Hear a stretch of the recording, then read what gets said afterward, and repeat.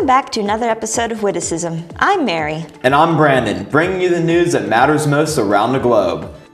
A man from the UK was banned from every farm in the country for fisting a cow. 80-year-old John Curnow was caught with his pants down and his fist in a cow's rectum.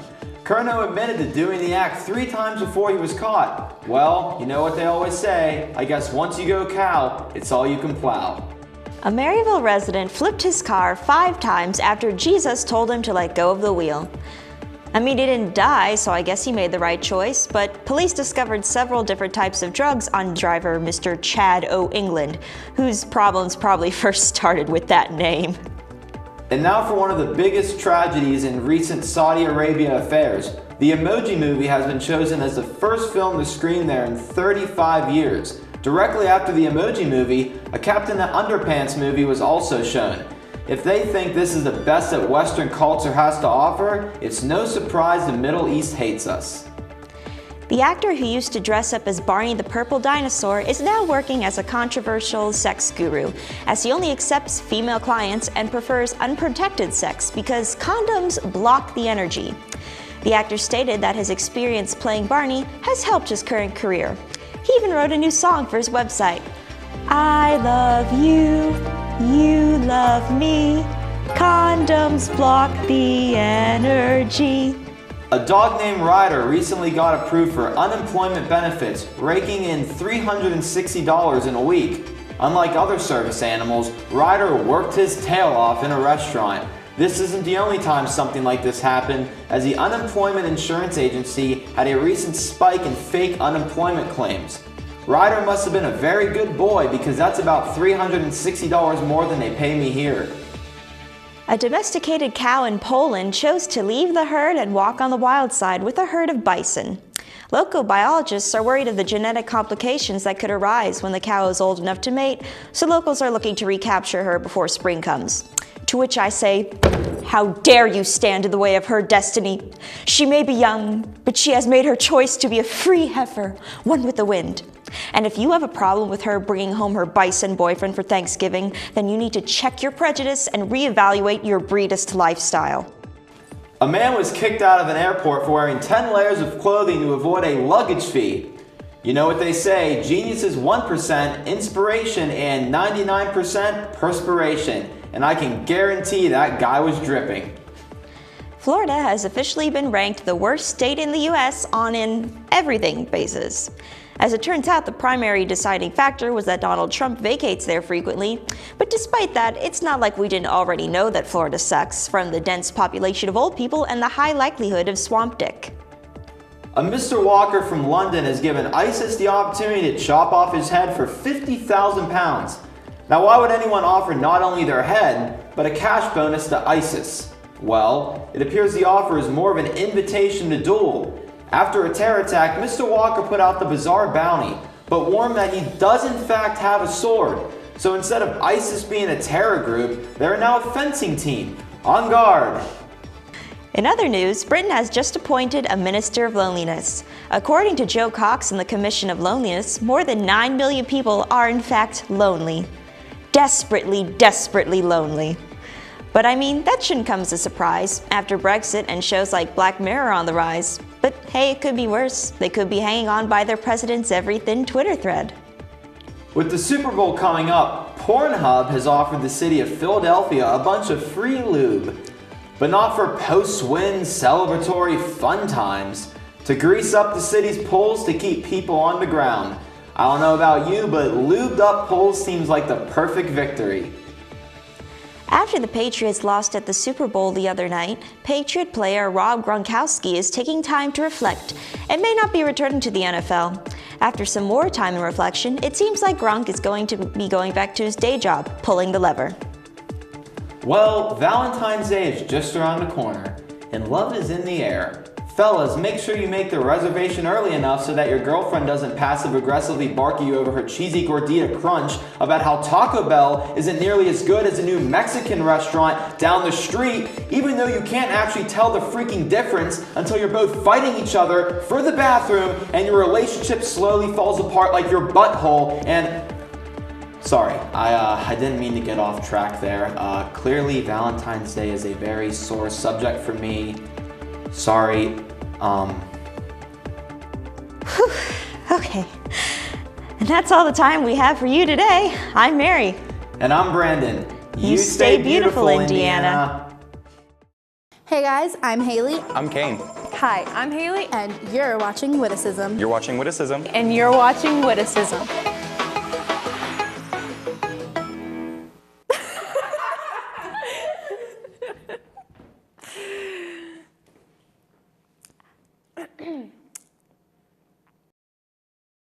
Welcome back to Reality Check, the Witticism segment that brings some reality to those who really need it most. This episode, we're focusing on life ruiners. I mean, babies. Well, both babies and life ruiners, but same thing, right? Well, let's start off with Logan Paul. And who is Logan Paul, you ask? Well, Logan is a YouTube celebrity that has millions of subscribers and worked closely with YouTube on several movies and shows. You may think, wow, Logan sounds like pretty cool. Wrong. You couldn't be more wrong. Logan is a self-centered, arrogant, unoriginal, thoughtless hobknocker. You heard me right. Logan not only made a 10-minute video running around Japan insulting and belittling their culture right to each citizen's face, literally, he also traveled to the sacred Japanese suicide forest and filmed a lifeless body of a suicide victim. Paul said he was only trying to bring awareness to such a harsh topic, but yet I wouldn't just stand by and film an assault just to later bring awareness to the topic. Your lies are dumb, and so are you, Logan. Next. And you know what they say, one life ruined brings birth of a new. Speaking of birth, Kylie Jenner can check that off of her bucket list. That's right, after 9 long months, we finally have confirmation that Kylie was indeed pregnant with Travis Scott's baby. I was expecting a long wait between the birth reveal and the name reveal, so I let my mind wander and I was thinking of some names that she'd pick, like maybe Monarch or Butterfly or Posey or maybe even like Kay. But then Kylie posted on Instagram a picture of her and the baby captioned, Stormy. I can't tell if I love or hate the name, because on one hand, it's the name of a few porn stars, as well as the word we all use to describe crappy weather. But on the other hand, she won't have to worry about anyone else having the same name as her. And Kylie isn't the only sister riding that baby train in the tabloids. Kim herself finally had her third child, via surrogate of all things, and named the baby Chicago. And just like Stormy, do we love it? Do we hate it? I mean, one hand, it's cute, it's unique, but when paired with North and Saint, it sticks out like a sore thumb. We have North, Saint, in Chicago. And finally, Chloe also announced that she's expecting her first child with her boo thing, Tristan. I hope it's a boy so the baby will have a normal name and she won't have the opportunity to name it like Booty or Razor. And with all these new babies, I envision a strong future of reality TV. I can see it now. The rich kids of Beverly Hills will have to step aside for the Calabasas kids, the coolest, hottest kids you've ever seen. G-Wagons, exclusive trips. Wait, am I allowed to call kids hot?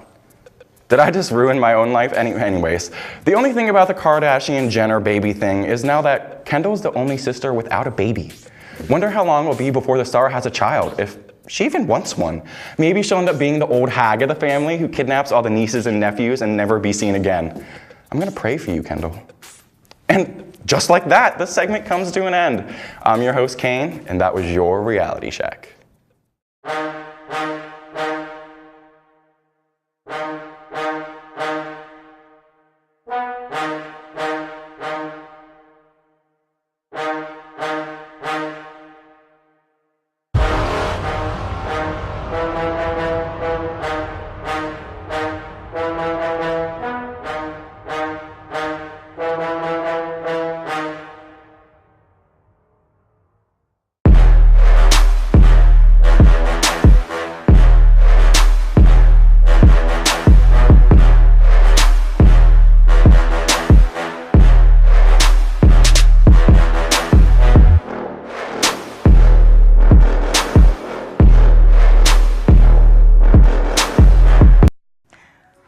Welcome back, kids. My name is Grandma Bertha, and today I'm gonna be reading you a story.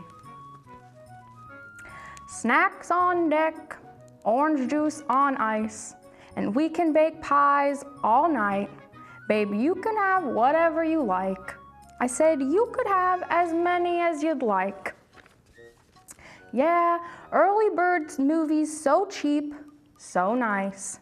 I slept like a baby last night. Baby, I can nap wherever I'd like. I said, I can nap whenever I'd like. Anytime you want to pick up the telephone, you know it ain't nothing to drop a couple stacks on you.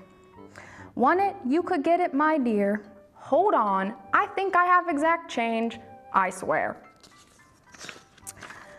Yeah, I want your body, I need your body. As long as you got me, you won't need nobody. You want it? I got it. Go get it. I buy it. Tell the mother broke grandmas, be quiet. Cake on deck, almost time to ice, and we can knit blankets all night. Baby, you can knit whatever you like. I said, you can knit whatever you like. And that is all the time we have left, kids. See you next week, back with Grandma Bertha to read you another story. I'm a fish, wait, how, or something like that, isn't that? Zodiac sign? Okay, so I like zodiac signs when they're convenient for me. Like for the most part, I never check my horoscope, but when I want something to happen or if like something's kind of happening, I'll check my horoscope. So like if I am like talking to a new guy, like I'll see if like our signs are compatible. And if I'm like trying to get a job, I'll check my zodiac and it'll be like good luck coming your way this weekend. I'm like, oh, it's the job. So like when it's convenient for me, I love zodiac signs. But when nothing's going on in my life, I don't give a... I feel like zodiac signs are really stupid. There's no point to them, and they really don't tell you anything. I feel strong about zodiac signs. I'm that person that has like the horoscope app on their phone, and I get the notifications every morning to read my horoscope, so.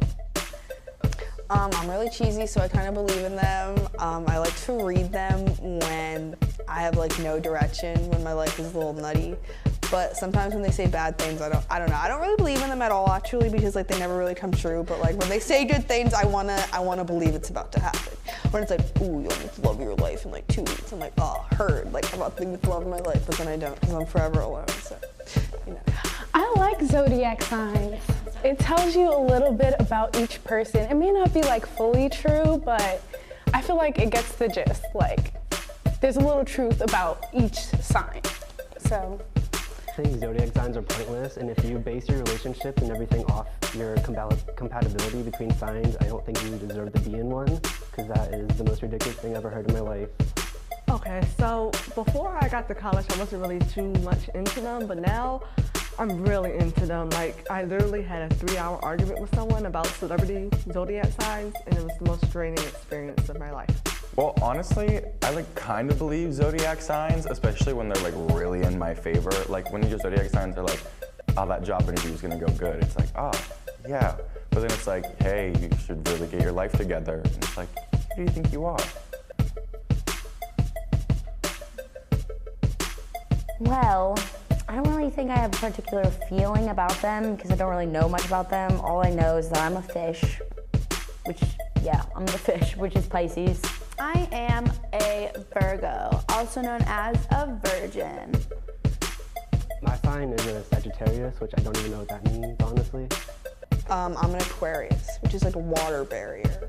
I want to say my sign is a Virgo. I'm a Taurus, so I'm a bull and stubborn. So yeah, that describes me.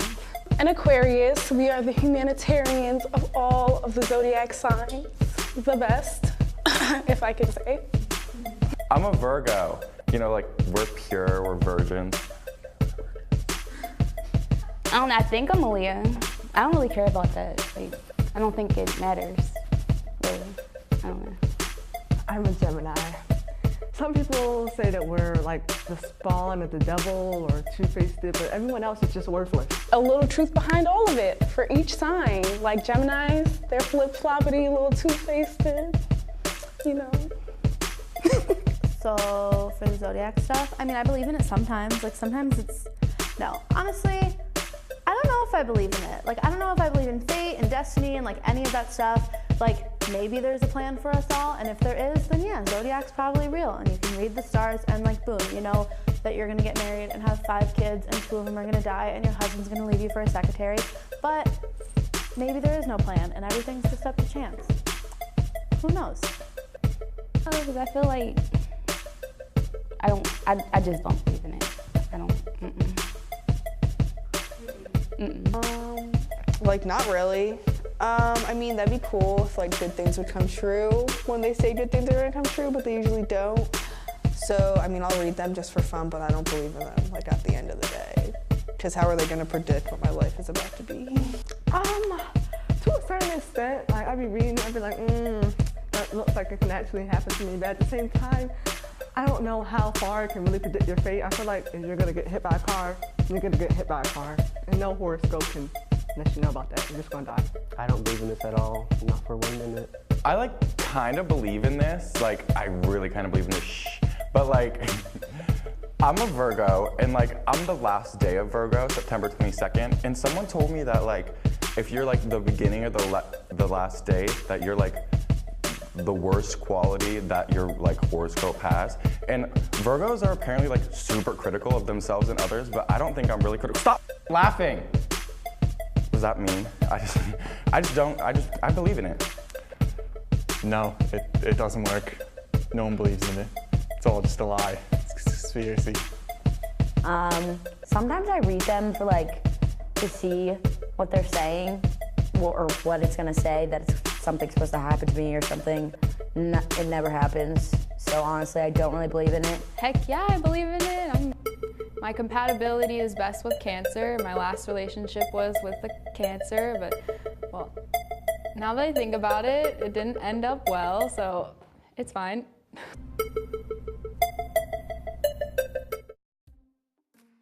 Hey guys, I'm Pope, and I'm your host for E&B's Weekly Movie Review. Each week, I'll bring you my opinion on the most recent and hottest films in theaters and new to DVD. E&B airs every Tuesday at 10 p.m. on IUP TV, Channel 20. Also, don't forget to follow us on Twitter at ENB_IUPTV, and keep an eye out on our Facebook page for some weekly behind-the-scenes photos and updates for the show. Tune in next week for my movie reviews. See you then.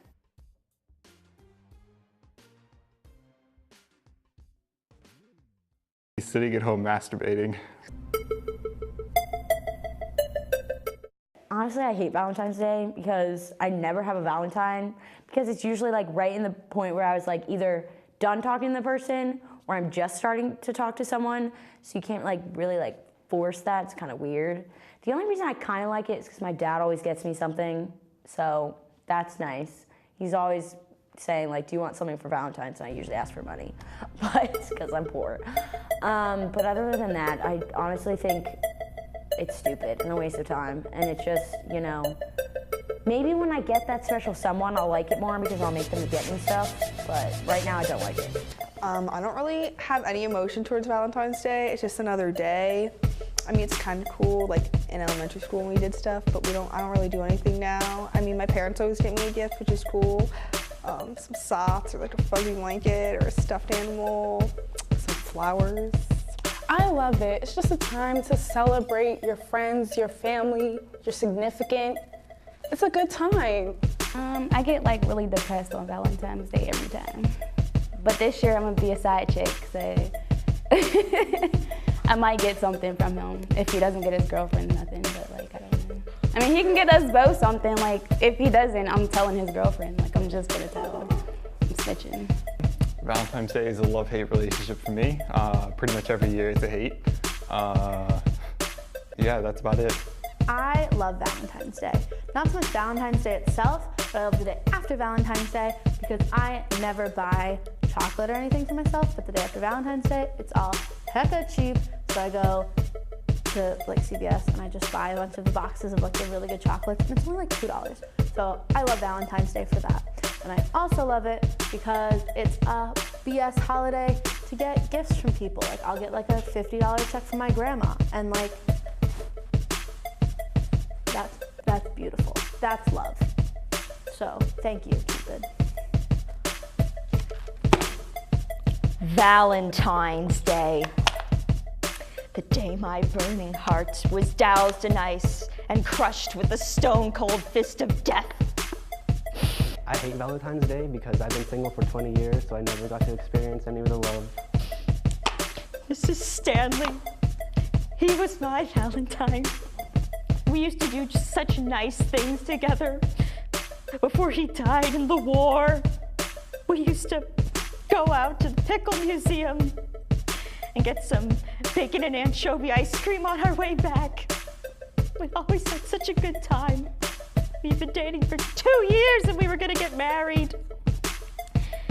But Stanley was called away for the war and they were based in Antarctica, and Stanley went up to the penguins, you know, he loved the penguins. He used to call me his little penguin. And on Valentine's Day, they didn't know when he went up to feed them little crackers that they had put the bombs in the penguins because they already liked them. And he was killed by the only thing he loved almost as much as me.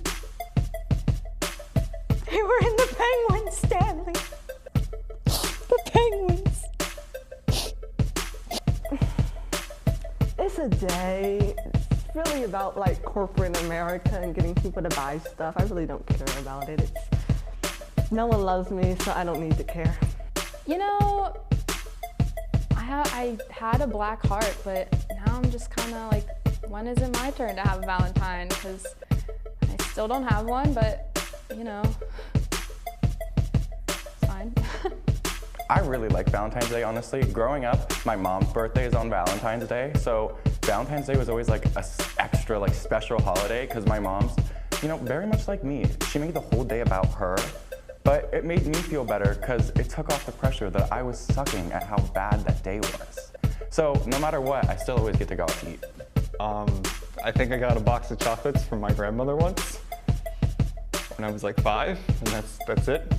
Well, like I said, I never really had a Valentine, but I did, the 1 year that I did, I guess I thought this was really cute. I had a swim meet on Valentine's Day, and my boyfriend came and he brought me flowers.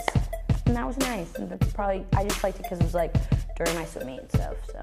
The nicest gift I ever got on Valentine's Day was getting ghosted. Probably like an octopus with hearts on it that like sang when you push a button. I was like 8. Should text him probably and like let him know like I better get something. I'm telling your girlfriend.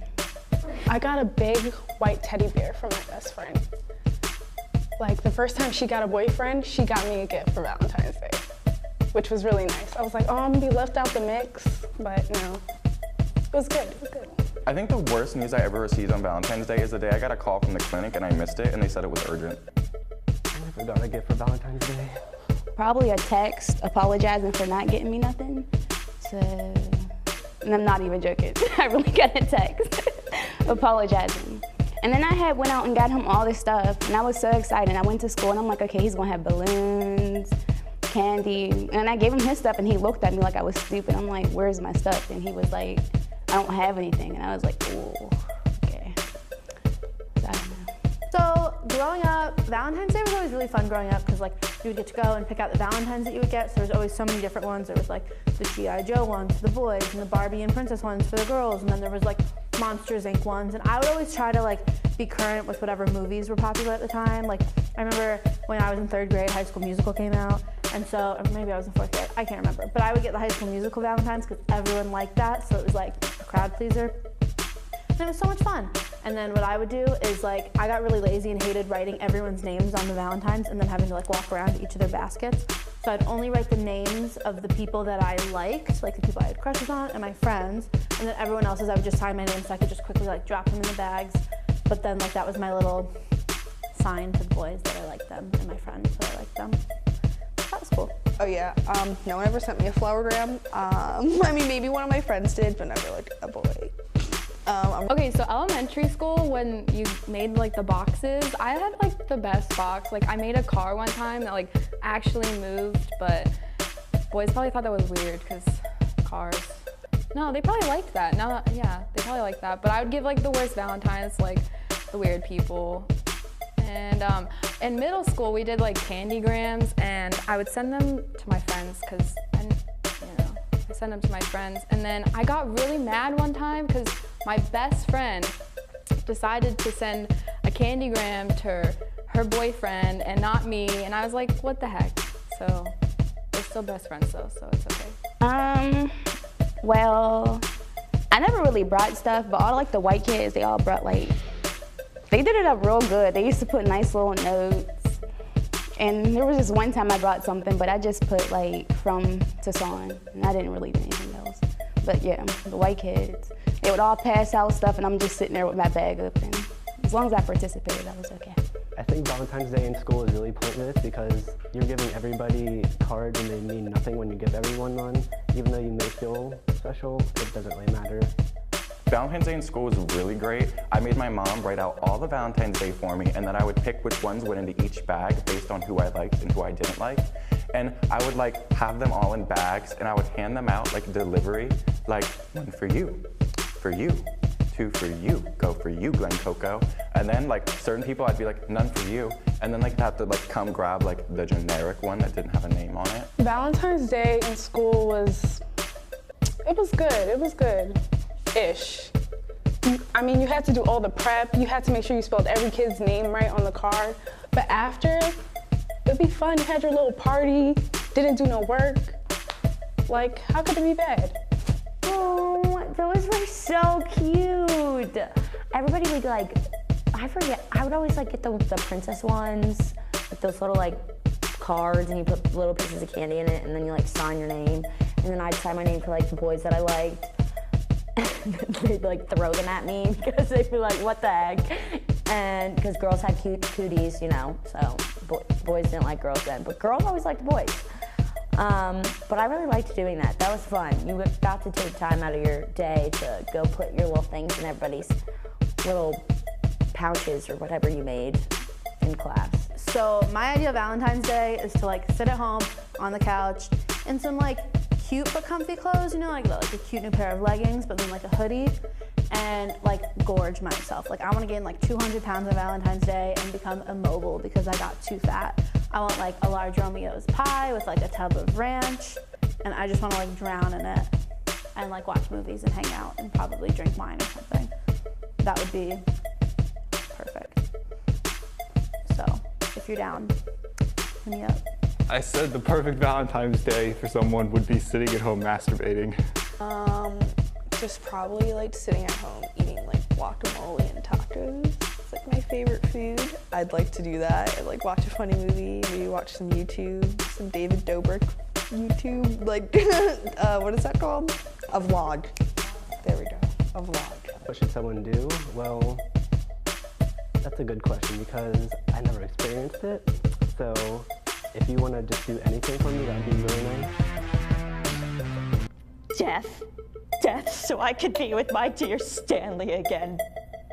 But after the first 2 attempts, my sisters made sure they put a chip in my neck, so there's really nothing I can get away with anymore. Celebration. Shit. I think they were willing to let it slide without celebration. Yeah.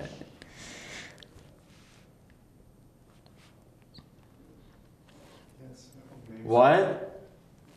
Are we not redoing that? No, it's fine without celebration. Okay. So whenever Mary's ready. Well, Valentine's Day is just around the corner, and love is in the air. Fellas, make sure you make the reservation early enough so that your girlfriend doesn't passively aggressively bark at you over her cheesy gordita crunch about... What? Did I screw up again? Yeah, passive aggressive. Bleh. When he's done, And that's all. that's me. Okay. I'm surprised again.